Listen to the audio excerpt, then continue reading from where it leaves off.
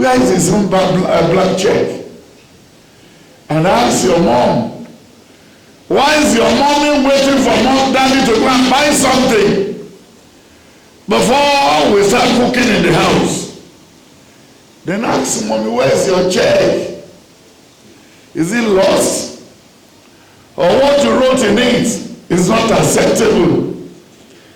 Or people stole it away from you? The other one said, no problem, but I have to explain something. Ọmọ márùn ni mo bí mo jẹ gbèsè tó pọ̀. Ẹ jẹ́ àmọ̀ bó ṣe rí. I will not be able to do much in this harvest. Ìkórè tá a fẹ́ ṣe yìí ní òní lè ṣe púpọ̀. Ó dẹ̀ mọ̀ pé the last ìkórè ẹni. Ó dẹ̀ ṣe púpọ̀. Ó lóun ò ní lè ṣe púpọ̀. Ó dẹ̀ fẹ́ kọ́ ọmọ mẹ́jọ wá. Àti òun àti ọkọ ẹ̀ wọ́n jẹ́ mẹ́wàá nínú owó olówó. Torí pé a ti pè ní ìkórè ó wọlé easily. Kí ló fà á tí youth leader tí ìyàwó youth leader fi fẹ́ youth leader? Torí ó rí pé ẹjọ́ bá ká máa jẹ gọ̀gọ̀sú. Hallelujah. Kò sí bí ìyàwó Ṣèyí ṣe lè mọ́tò. Ṣèyí máa yí mọ́lẹ̀. Gbogbo àwọn tó kúrú ọgbọ́n wọn ju tìjàpá lọ. Kò sígbà tí ò ní fèè the words are bọ́ sẹ́kún. Mo wá sọ fún wọn pé mi ò ní lè sọ̀rọ̀ púpọ̀ pé ìkejì mi lose election pé alẹ́ Saturday yẹn náà máa give result. Wọ́n ní wọ́n ti give ẹ̀mọ́ náà máa give ẹ̀. Ó dùn mí pé Donald Trump máa lose. Then ibi tó máa tún gbé ní January February la ṣì ń rò. Bóyá ká jẹ́ kó padà sílé ìyàwó ẹ̀ àbí kó lọ sẹ́wọ̀n ibi tó bá lè já sí nínú ẹ̀. Fàyè gbà wọ́n Ọlọ́run wọn gba àyè gbà wọ́n àwọn obìnrin ayé ti gba àwọn obìnrin. Tó bá dé London ṣe single mother, America single mother, Ìkẹjà Allen single mother, then tó bá dẹ̀ tó dé California single mother, tó bá tó dé Sierra Leone single mother. Wọ́n ti yọjú àwọn ọkùnrin dànù. Àwọn ọkùnrin ti wò bí àfín.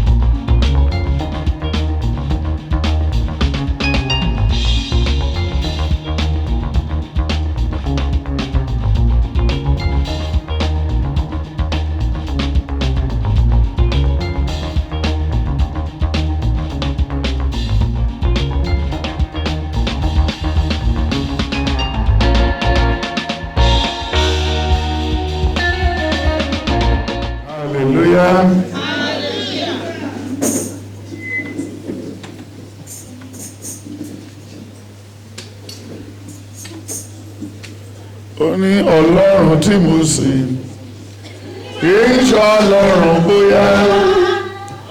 Ọlọ́run tí mo sìn kì í ṣe Ọlọ́run bóyá. Ọlọ́run tí mo sìn Ọlọ́run á ṣe é ṣe. Ọlọ́run tí mo sìn kì í ṣe Ọlọ́run bóyá. Ọlọ́run tí mo sìn kì í ṣe Ọlọ́run bóyá. Ọlọ́run tí mo sìn kì í ṣe Ọlọ́run bóyá. Ọlọ́run tí mo sìn Ọlọ́run á ṣe é ṣe.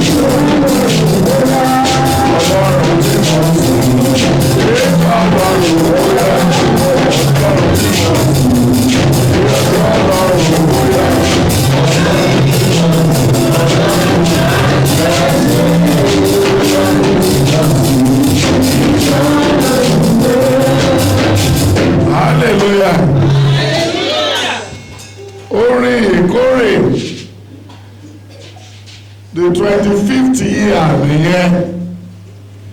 Ìwọ tó bá sì ní bóyá wà á dúró di 50 years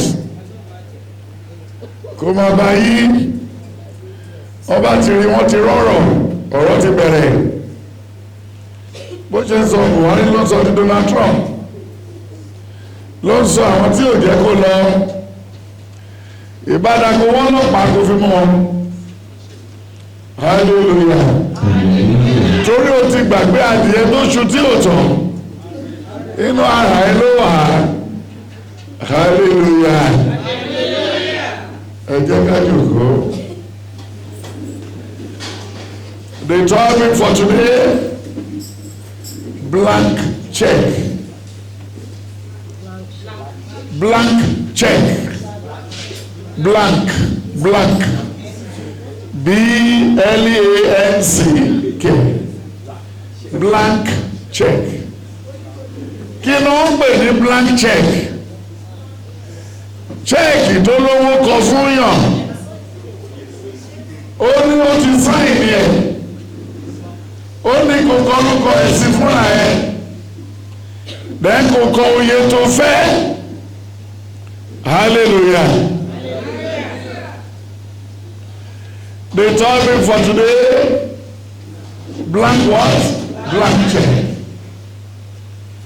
This check is given to everybody from heaven. As you are living, they put it inside your bag. Where is the bag? They put it in your brain. The English people call it brain balls.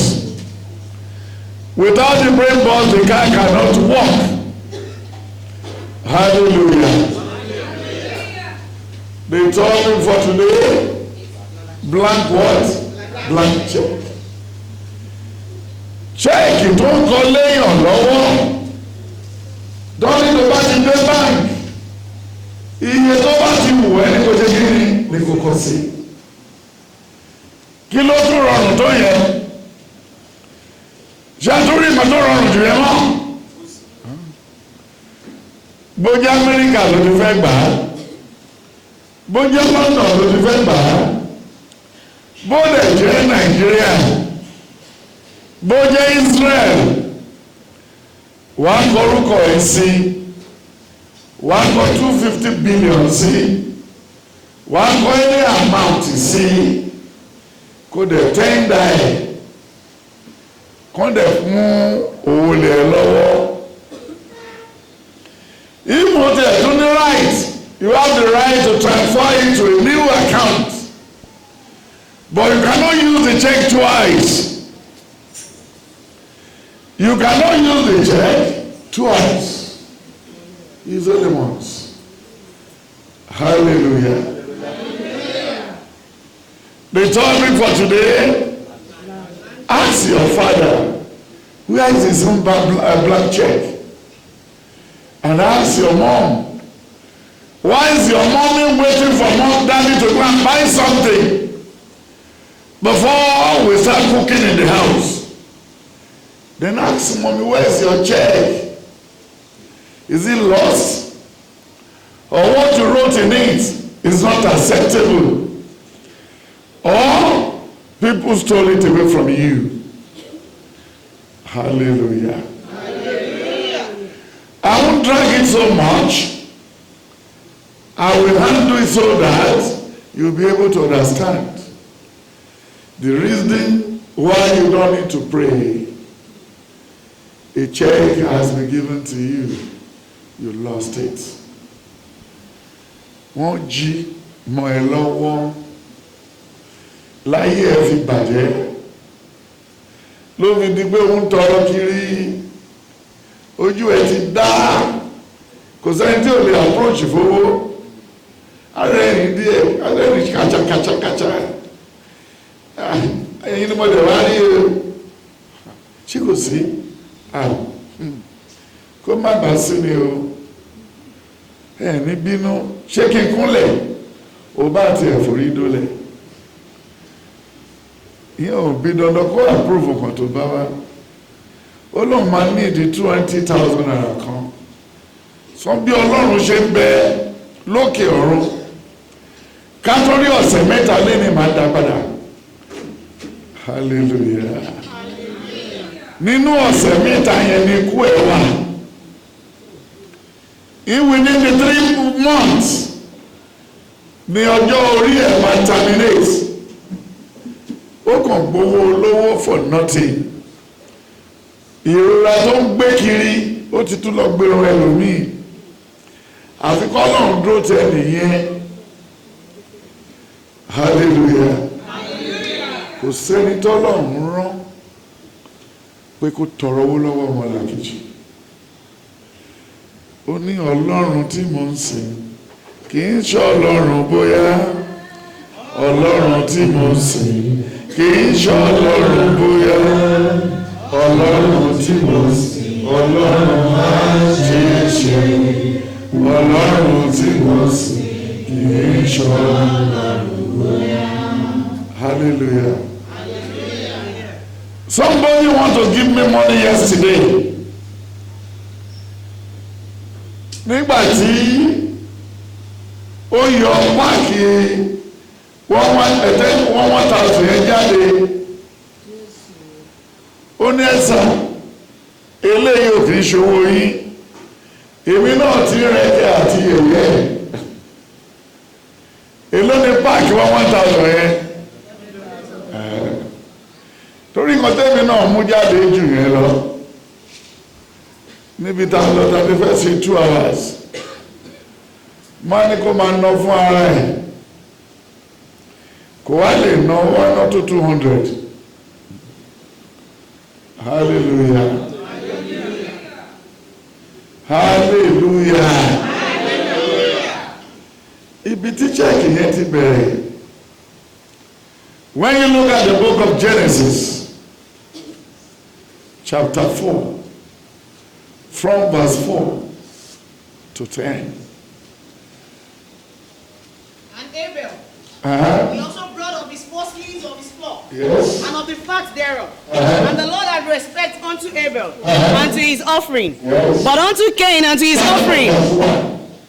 And Adam knew Eve his wife, and she conceived and bare Cain, and said, I have gotten a man from the Lord. And she again bare his brother Abel. And Abel was a keeper of sheep, but Cain was a tiller of the ground. And in the process of time, it came to pass. Hallelujah. Hallelujah. He has already said. The 12 records were said. One is a tiller of land.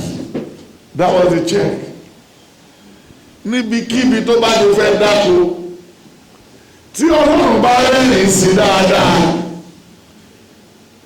watermelon tó gbìn á fà lọ rẹpẹtẹ, ẹ̀pà á so rẹpẹtẹ, àgbàdo á green lọ rẹpẹtẹ. Then iṣu tó tún gbìn á tún green lọ rẹpẹtẹ. Then tó bá di ìparí ọdún, a wá kó èrè tó pọ̀.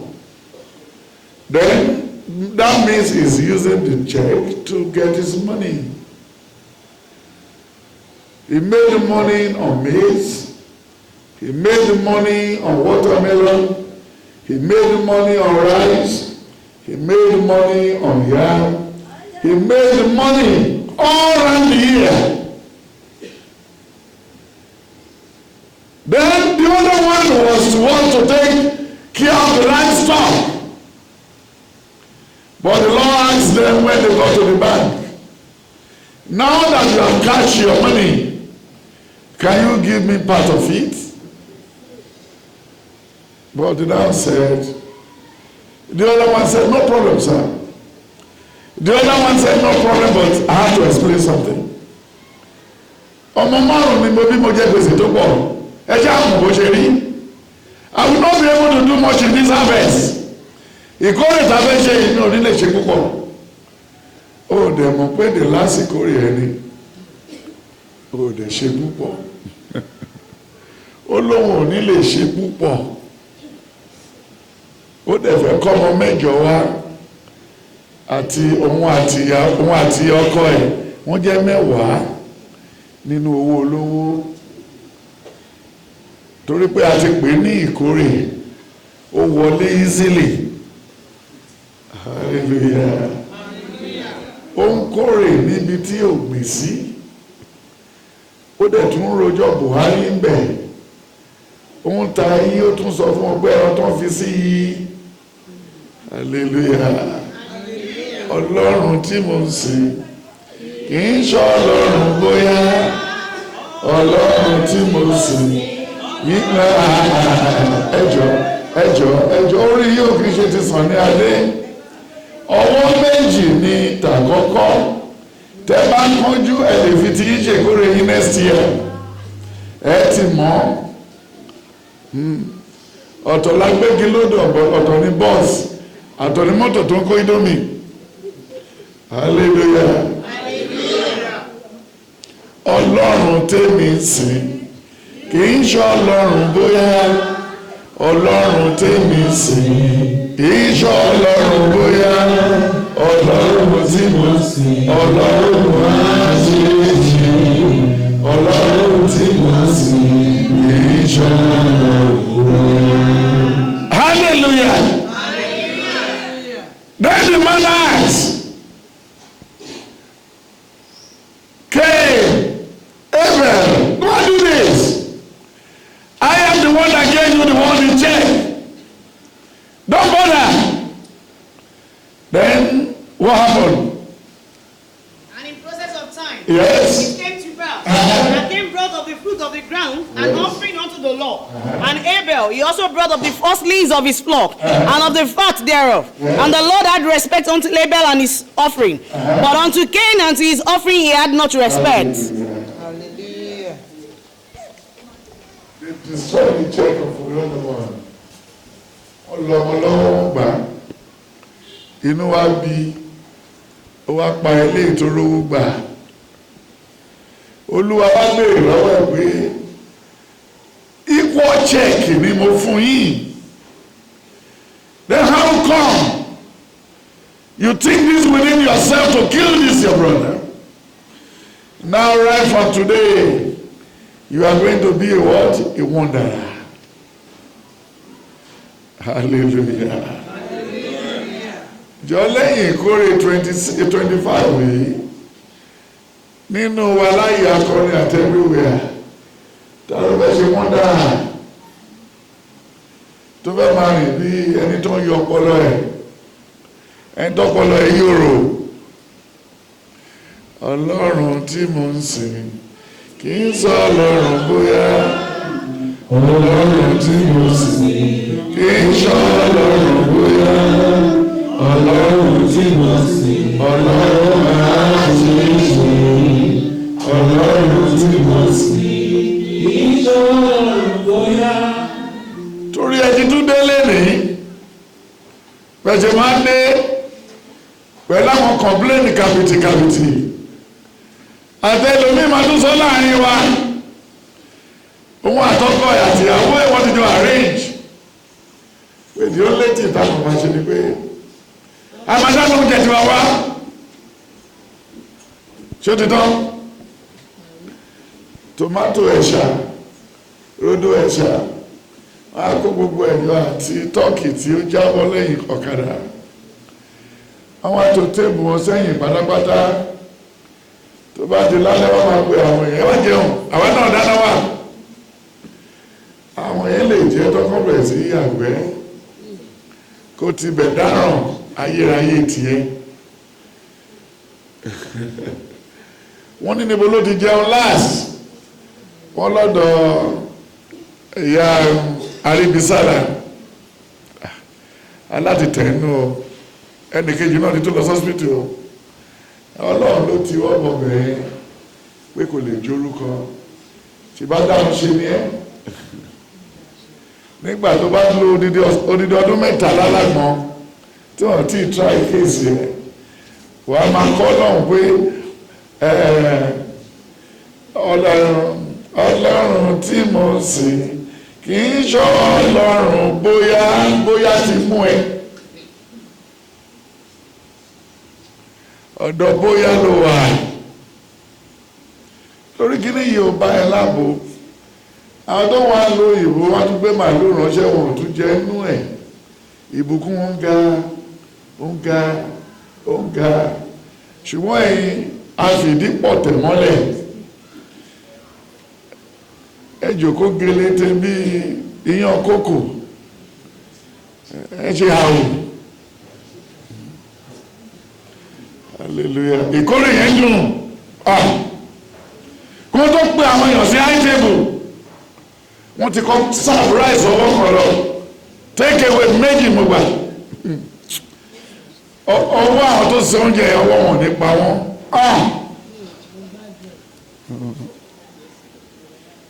ìwọ ló ọ̀sán sì nìyẹn nígbà tí aago méjìlá máa gbọ́wọ́ lé méjìlá báyìí ó bẹ̀rẹ̀ bíbì ó bì láti bẹ̀rẹ̀ aago mẹ́fà àárọ̀ ojú ẹ̀ ti kó wọnú wọ́n wojú ẹ̀ látòkèrè wọ́n ló dẹ̀gẹ́ ṣé lóru ẹ̀ níyìn nìkan náà níbẹ̀ ni àwọn áńgẹ́lì wá gbà padà orin tá máa wá kọrin pé àwọn áńgẹ́lì ayọ̀ mọ́ ẹ wọ́n á yọ kí ẹ kú àbọ̀ báwo lọ́hún ti rí o nígbà tó o bá délé wàá ròyìn a ní kò dẹ̀jú tékèwé méjì ẹyọkan ni mo jẹ́ o mo tọ́jú ẹlẹ́yìí tó kù ní o olùṣọ́dẹ̀ sọ̀rọ̀ yìí fún wa mi ò gbọ́ wọ́n ṣe láwù wọ́n ṣe hàwù hallelujah àánú yín gbà mí ọmọ sẹ̀lẹ̀ ọmọjọ́ sẹ̀lẹ̀ sàmì mọ́ látọ̀run mi mọ́ wà ní hallelujah wọ́n á lówó sùtánà ní jí pé wọ́n fi bẹ́ẹ̀ gbádùn náà tí bólúkùn ló lórúkọ bàbá ìjọmọ́sẹ̀lẹ̀ ni wọ́n ni ọmọ jìnádù ọmọ akéwùsọlá ọmọ sàgójìmí ọmọ ẹ̀rù òbodò ọmọ akérèkòrò ọmọ abẹ́sígbó bí àkèrè yélándé lórúkọ yìí nìyẹn ẹkàn défìlà mọ́rísì bẹ́ẹ̀ tó wà lẹ́yìn ọ̀kadà tó sáré hallelujah Matthew 20 verse 1 to 10 nípa ṣe tọ́kẹ̀lẹ̀ ló máa lọ́kẹ́lọ́ múra lẹ̀ ẹni tó fẹ́ gbẹ́yìn ẹ̀ lọ́sọ̀dọ̀ alágbàro àtẹni tó bá fẹ́ lògùn ẹ̀gbẹ́ For the kingdom of heaven is like unto a man that is an householder, which went out early in the morning to hire laborers into his vineyard. And when he had agreed with the laborers for a penny a day, he sent them into his vineyard. And he went out about the third hour, and saw others standing out idle in the marketplace, and said unto them, Go ye also into the vineyard. Hallelujah. He saw them idle. He saw them all.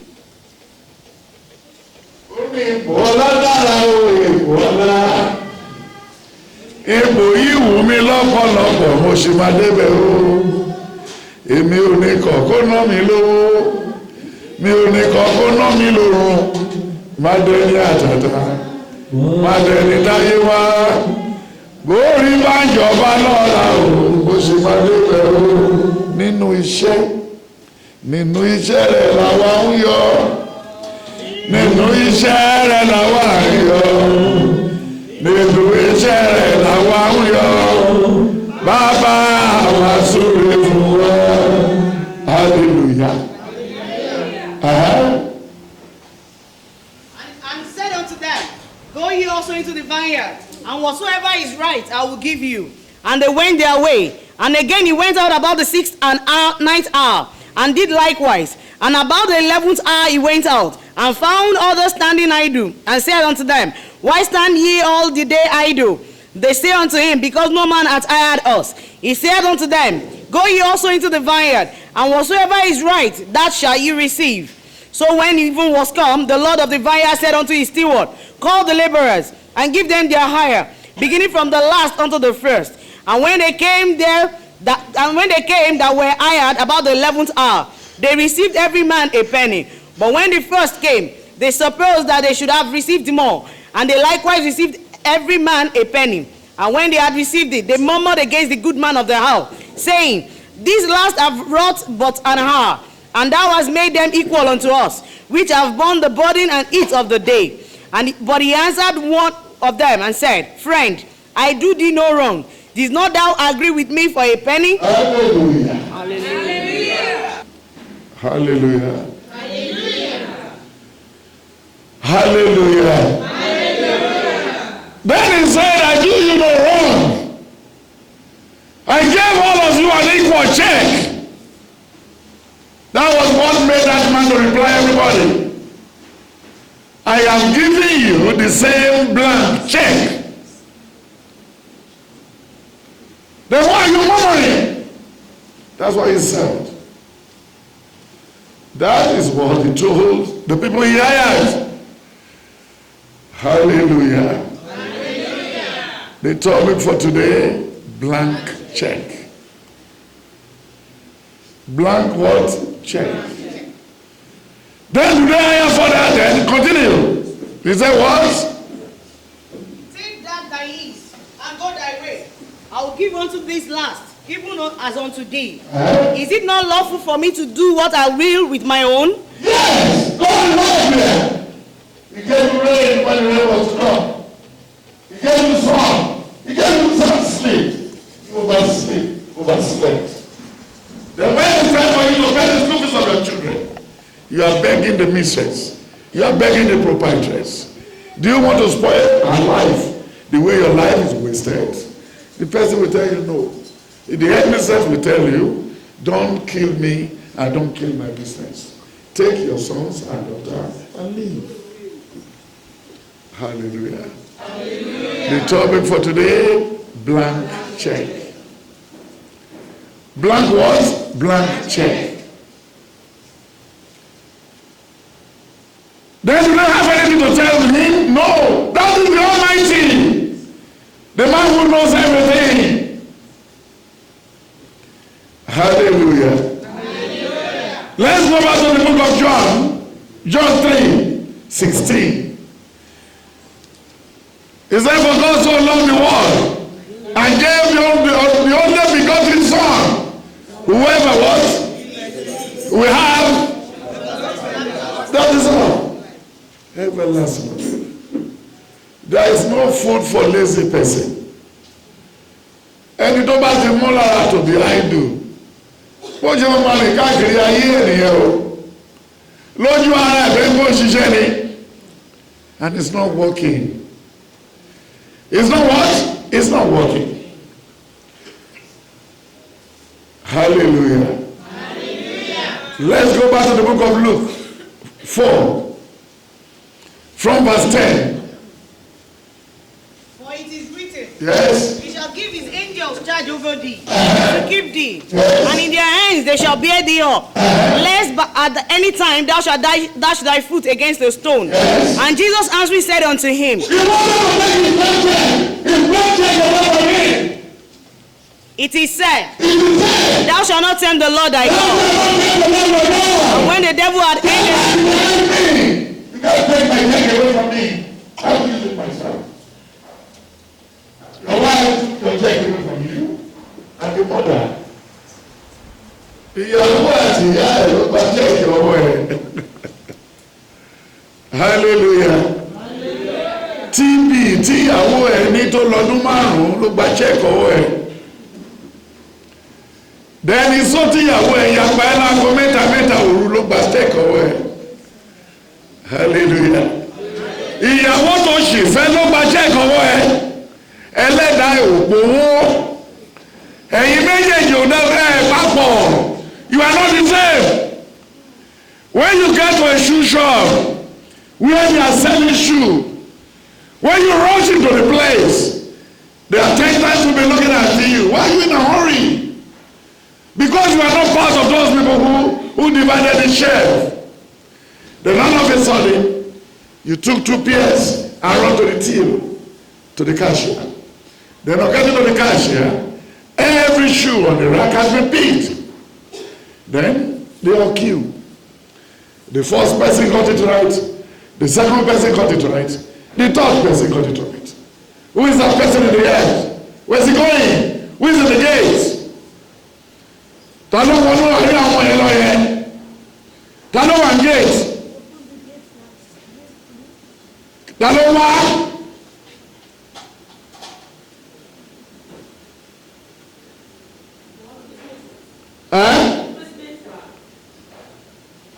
Hallelujah. Then when you look at it, it's very simple.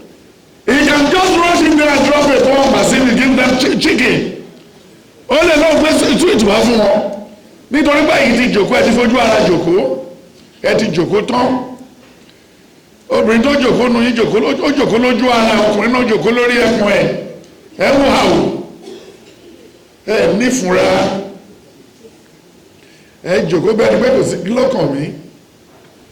Ìjòkó ìhà ayé ti yàtọ̀. Ayé ṣe kí ni? Ó ti yàtọ̀. Ẹ fẹ́ lọ láìpẹ́ ọjọ́ tẹ́ ẹ bá ṣọ́ra. You need to check your what? Check your bag. Wash your bag.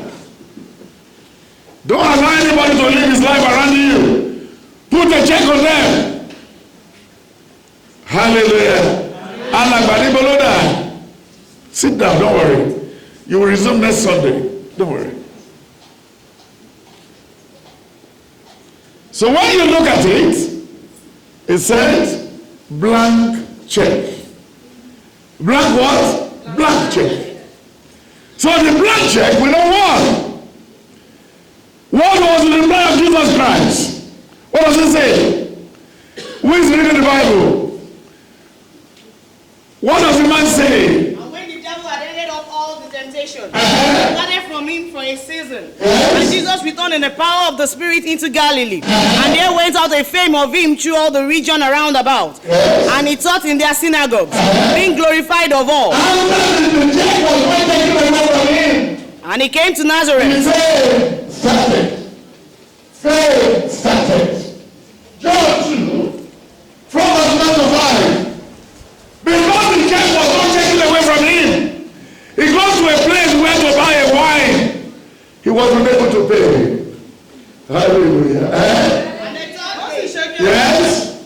there was a marriage in Canaan of Galilee. Yes. And the mother of Jesus was there. Before Jesus was called, and his disciples to the marriage. And when they wanted wine, the mother of Jesus said unto him, they have no wine. Jesus said unto her, Woman, what have I to do with thee? My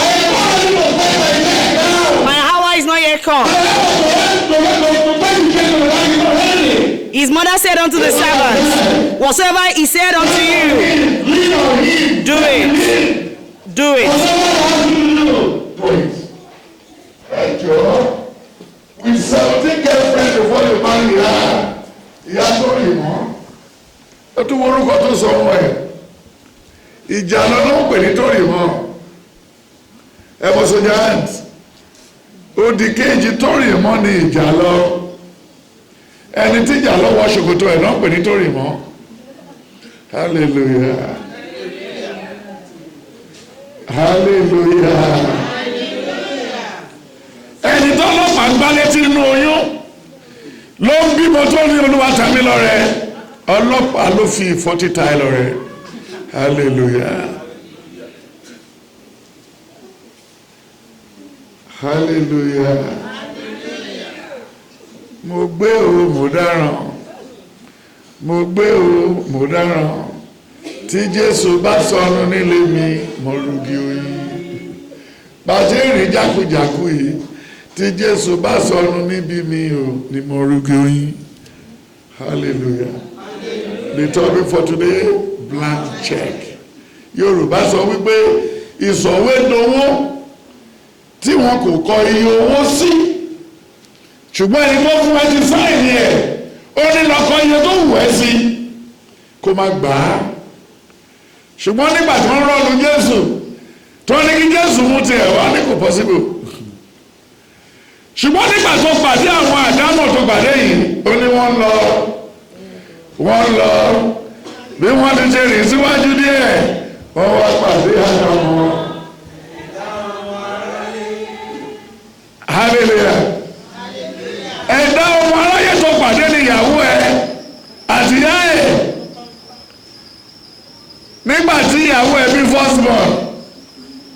àbúrò ìyàwó ẹ méjì tẹ̀lé wá, ìyá ìyàwó ẹ náà wá, then orúkọ ọmọ tó bí náà tó rì mọ́,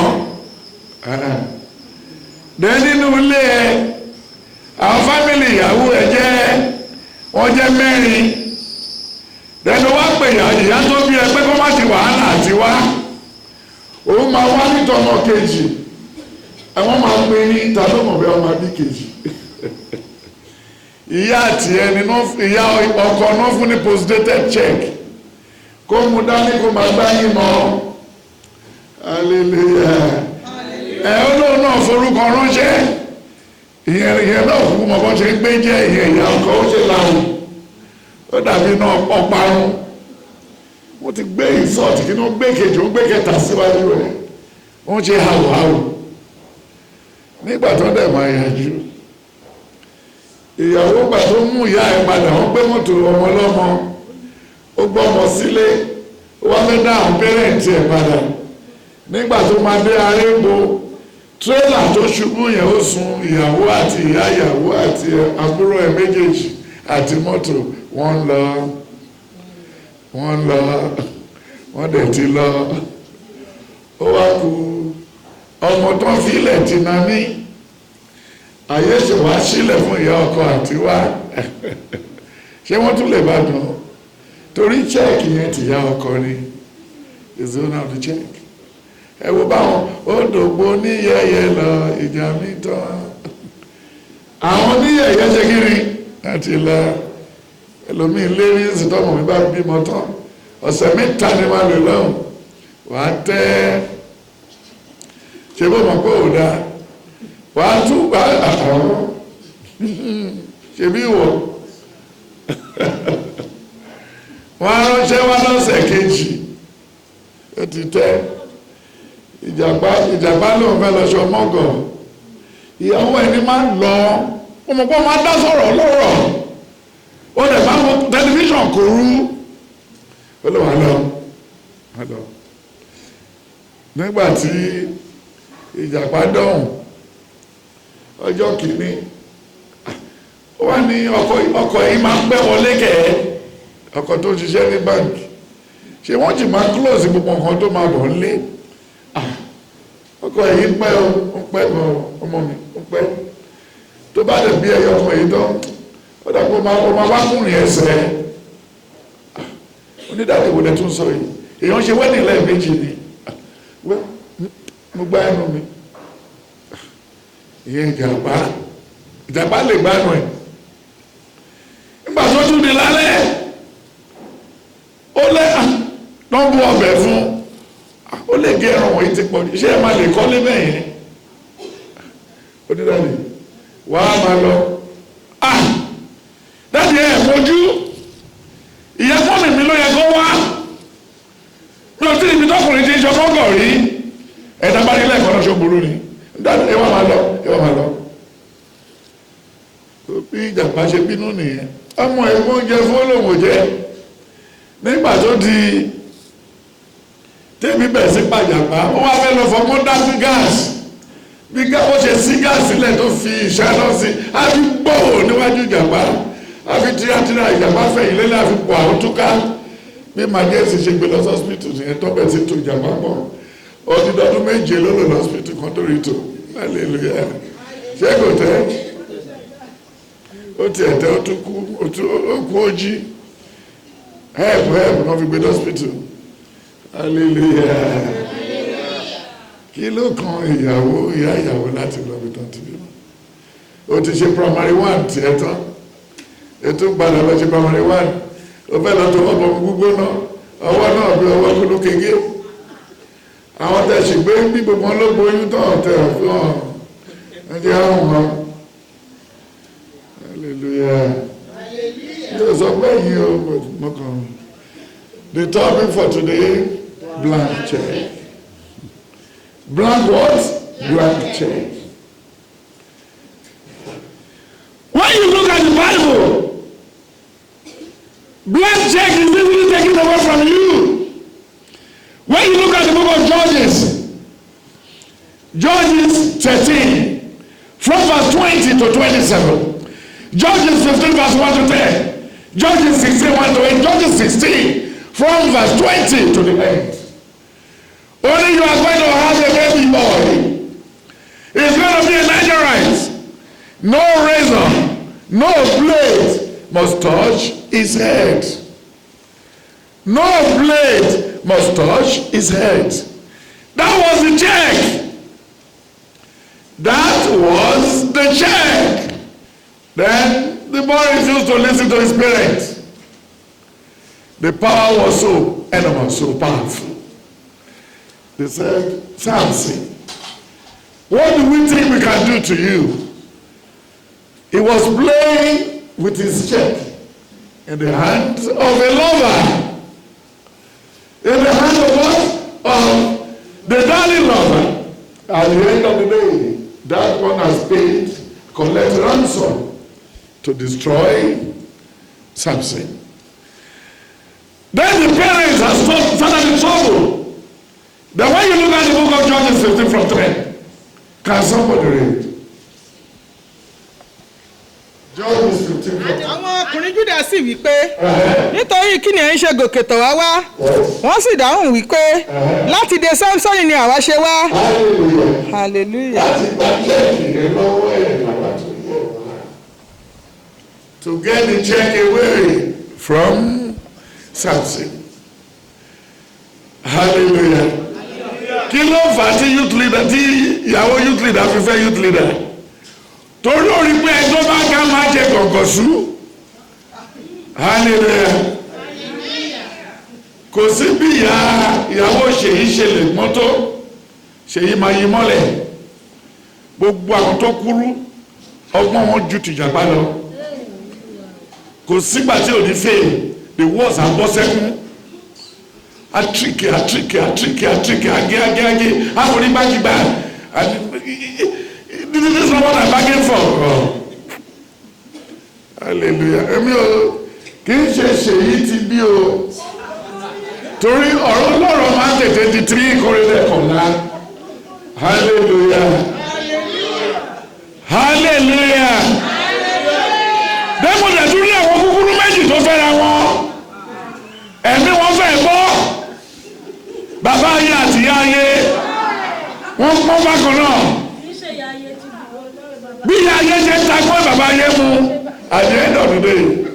Bàbá ayé di junta. Bàbá ayé so clever, so greedy, so. Àwọn tí mo tún rí tó tó fẹ́ súnmọ́ rú bẹ́ẹ̀. Orí tó bá ta fẹ́rẹ́ díẹ̀ o. Ọmọ aráyé wọ́n máa gbé mú, wọ́n máa gbé tí. Wọ́n máa gbọ́wọ́, wọ́n á ṣe gbọ́ láti tán, ọ̀la ọ̀tọ́ ọ̀la kò sẹ́yìn. Ìyẹn ni Ìyá Bọ́lá ọmọ bọ̀bọ̀yè. Gbogbo ọgbọ́n ní Fẹ́mi ti tẹ̀ ní Ìyá Bọ́lá ti ta. Háì tí wọ́n bára wọn jọ ń ta tán ni. But nísìn, wọ́n rí pé tí n bá kú síbẹ̀. Lẹ́yìn ọmọ márùn-ún ló fẹ́ kú síbẹ̀. Ó ní tó bá sáfẹ́rẹ́ díẹ̀ ọmọ aráyé Ìyá Bọ́lá máa gbé mú amagbé gẹ̀ arúgbó láti tán ọlá kò sẹ́yìn. Black check. Hallelujah. Sẹ́yìn bí ìwàásù yóò bá ìkórè mu ẹ fi ilẹ̀ kẹlò lẹ́yìn ìkórè.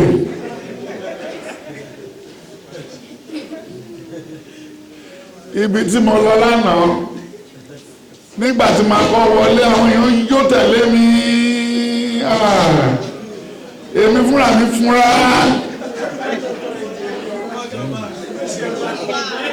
wọ́n ṣe yẹ ẹ máa kọ́ sí tàbá hòtẹ́ẹ̀lì àṣàbẹ́ TV ló ti dẹ́dẹ́dẹ́. So èmi náà dẹ̀ try àti nice. But nice is not my name. Kò dẹ̀ ní dákẹ́ èèyàn impersonate. Wọ́n wá ní father of the day. Ọ̀rọ̀ kúkúrú ọ̀rọ̀ ìyànjú.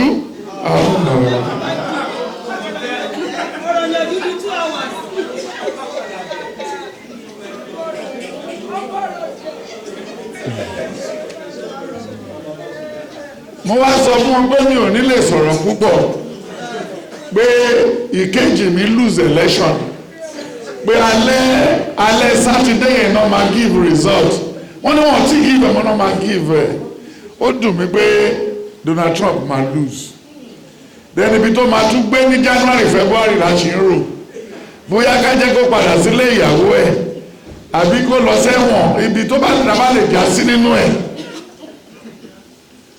torí ayé wà lẹ́wọ̀n ayé wà ní àtìmọ́lé ayé wà ní pé kó sá kó máa gbénú plane kó máa gbó òfurufú ayé dẹ̀ wà fún pé kó bẹ́ sómi then ayé wà fún kó fi tá ìkọrùn kó kúkú lọ sí ní tí gbogbo wa lọ ká lọ bá lọ́hùn. Hallelujah. Gbogbo chẹ́ẹ̀kì wọ̀nyẹn ló wà ní ọwọ́ ẹ̀ eléyìí tó bá wù kó lò. Hallelujah. Nígbà tí mo máa wá sọ̀rọ̀ mo ní kó jọ aṣọ tí mo wọ̀ sọ́rùn tẹ́rù pé èèyàn ní mí yìí mi ò tí ì sanwó ẹ̀ bí àwìn ló bá dé kí ló lè fà á nítorí pé àìfẹ́ fọwọ́ ṣiṣẹ́ oko ló yẹ kí n máa dá bí mo ṣe bára mi níṣẹ́ Olúwa ṣe ń dùn mí dọ̀tún la wọ́n ní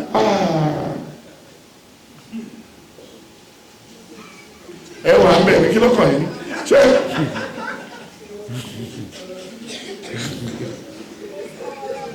hallelujah nígbà tí mo bú wọn inú mi fúnra mi dùn ṣùgbọ́n nígbà tí máa lọ ẹni tó pè mí tó fi mí ṣe mother father of the day àtàwọn amúgbálẹ́gbẹ̀ẹ́ èmi nìkan ni mo jáde wọn ti ẹ̀ ṣe bẹ́ẹ̀ pé wọ́n rí mi mo ló da òkè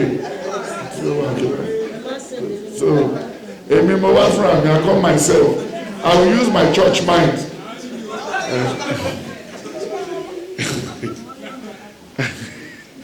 hallelujah. Àwọn tó ti tẹ̀lé mi àwọn kárígò gbogbo wọn àwọn politician adájọ́ lọ tó ń bá mi sọ̀rọ̀ wẹ́wẹ́wẹ́ bàtà ń lọ nígbà táwọn padà olúkúlùkù dákẹ́ àlàáfíà wà fún gbogbo wa títí a fi délé hallelujah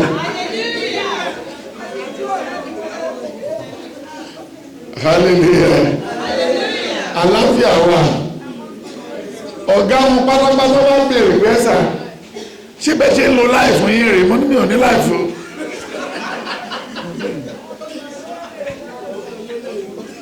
ṣé ni mo ní láìfù mi wọ́n fún mi ní wẹ́wẹ́ lẹ́nu ẹni tó ní kó gbà ó dẹ̀wù kó fi lẹ̀ wẹ́wù kó fi tọrẹ ṣé àmà bá tèmi lọ.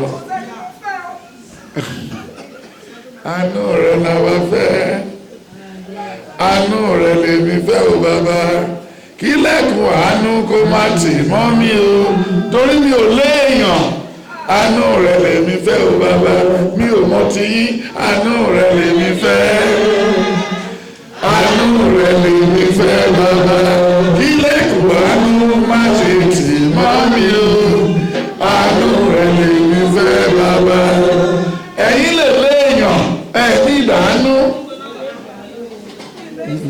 Ní ọmọ mi tó ń gbé ní gbèrè níbo náà wà sẹ́rí ìwà lọ́mọ mi tó ń wà sẹ́rí kan tẹ́ mi sọ we are still talking about the blank check hallelujah then àná náà ni mo tó mọ̀ pé kò sí bẹ́yìn oúnjẹ dàgbà tó tí ò lólè àlejò tó tẹ̀lé mi wá ó kó àwọn 500 naira kan 500 kan ají bàbá yìí lójú oorun ni but owó rẹ̀ kò sílẹ̀ tó dálẹ̀ lọ́wọ́ ẹ̀ tó pàdé nìyẹn débẹ̀ kárí kó dọ̀ bá lè délẹ̀ pátápátá ó kí bàbá ṣùgbọ́n títí dàárọ̀ yìí mi ò mọye tó yìí jẹ́ àánú rẹ̀ làwọn fẹ́ àánú rẹ̀ làwọn fẹ́ ò bàbá kí lẹ́kùn àánú má ṣe tì mọ́ mi àánú rẹ̀ lèmi fẹ́ ò bàbá.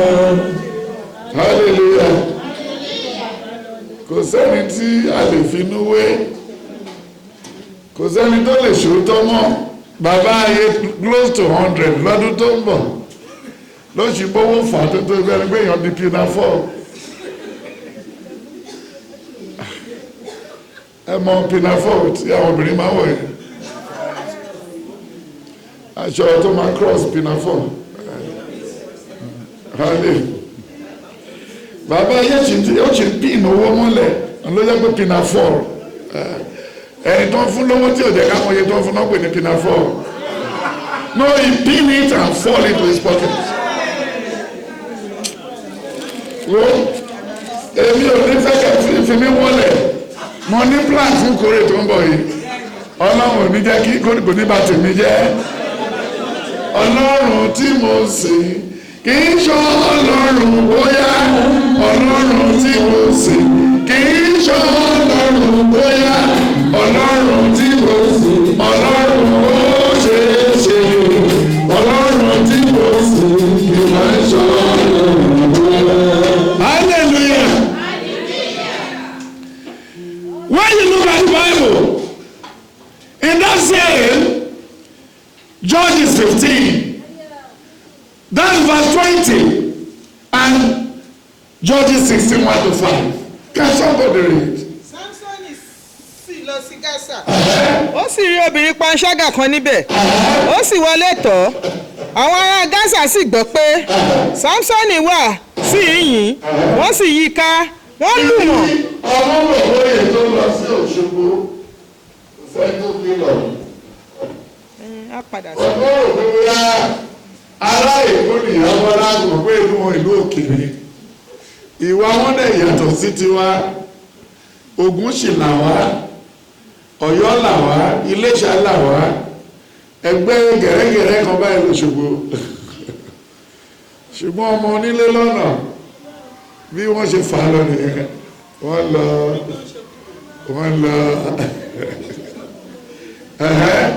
Samson sì tún bàbá Bọ́lá rí ìyá Bọ́lá kan yes. Wọ́n sì yí i ká. Wọ́n lù mọ́ ní gbogbo òru ní ẹnu ọ̀nà ibodè ìlú náà. Wọ́n sì dákẹ́jẹ́ ní gbogbo òru náà wípé ní òwúrọ̀ ní ìgbà tílẹ̀ bá mọ́ ni àwa ó pa á. Hallelujah. Kí ló dé bàbá black check tí plane bá já tó já nǹkan kan wà tó máa wá jáde bẹ̀ black box dẹ́tọ̀ sábà fẹ́ bá ẹ fà á nǹkan tó máa tún wá bá wá lọ́wọ́ ẹ̀ ní kí ni black check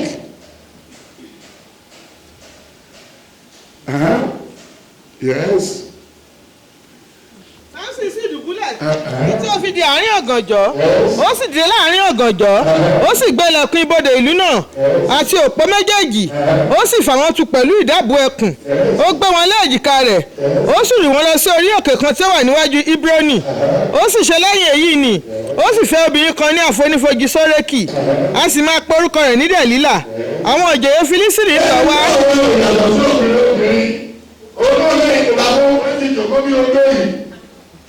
Ọkùnrin tí lọ́kùnrin tí à ń jẹ ló pẹ̀lú odógún yọ ṣẹ́dá.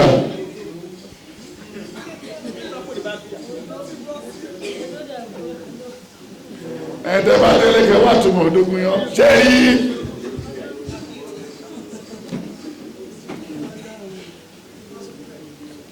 Ẹ̀mí respect. Tó bá jáde lóye ló wá sí gbogbo yẹn máa kúnlẹ̀ máa yí lẹ̀ máa rẹ̀ bàbà torí wọ́n wá yọ owó àpò yìí. Ìwàásù mi ò láwọ́ lọ. Tó ẹ̀gbọ́n odó fún yọ rí. Ìdẹ́kìlẹ̀ wá fẹ́ sókè mọ́ mi fún. Ṣé yóò tún nílò àfi gbọdọ̀ fún yọ?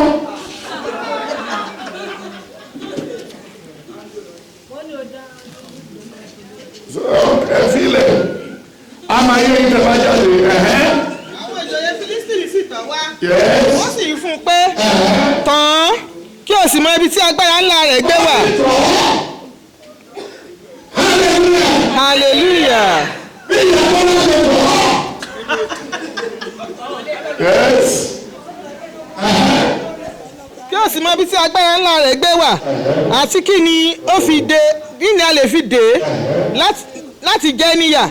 Samsoni sì fún un pé bí a bá fi okùn tútù méje tí a kò ṣàgbẹ́ dì mí ní ìgbà náà ni èmi ó di aláìlera èmi á sì dàbí ọkùnrin mìíràn. Nígbà náà ni àwọn ìjòyè Fílístínì mú okùn tútù méje, wọ́n mú tọ́ wá tí a kò ságbẹ́, ó sì fi okùn wọn nìdé. Obìnrin náà sì rí àwọn kan tí wọ́n lù wọ́n nínú yàrá, òun sì fún un pé àwọn Fílístínì dé. Sámsónì òun sì já okùn náà gẹ́gẹ́ bí òwú ti já ní ìgbà tí ó bá kan iná, bẹ́ẹ̀ ni a kò mọ agbára rẹ̀. Dẹ̀lílà sì fún Sámsónì pé kíyèsí ìwọ tàn mí jẹ.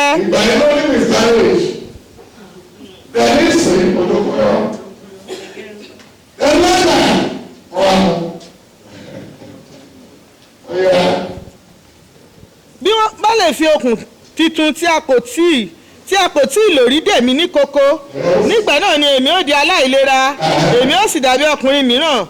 Bẹ́ẹ̀ ni Dẹ̀lílà mú okùn tútù, ó sì fi dè é, ó sì fún un pé àwọn Fílístínì dé. Sámsónì àwọn tí ó lù mọ́ dé wá nínú yàrá, òun sì já wọn kúrò ní apá rẹ̀ bí òwú. Dẹ̀lílà sì fún Sámsónì pé títí di ìsinsìnyí ìwọ ń tàn mí ni, ìwọ sì ń purọ́ fún mi, sọ fún mi kí ni a lè fi dè ọ́.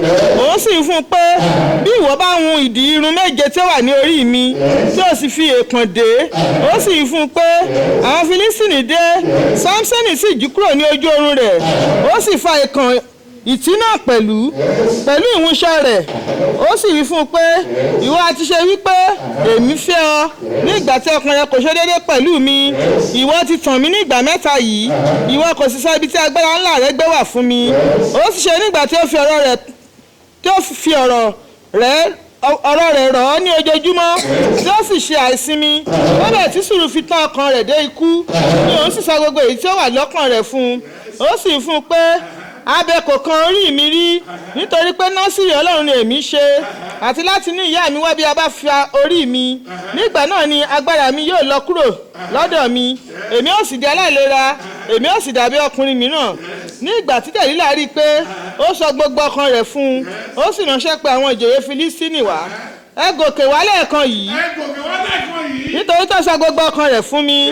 Ní ìgbà náà ni àwọn ìjòyè Fílístínì wá sọ́dọ̀ rẹ̀, wọ́n sì mú owó ní ọwọ́ wọn, ó sì mú kí ó sùn ní eékún rẹ̀, ó sì pe ọkùnrin kan, ó sì mú kí ó fá ìdí irun méjèèje orí rẹ̀, òun sì bẹ̀rẹ̀ sí pọ́n lójú, agbára rẹ̀ sì ti lọ kúrò lọ́dọ̀ rẹ̀.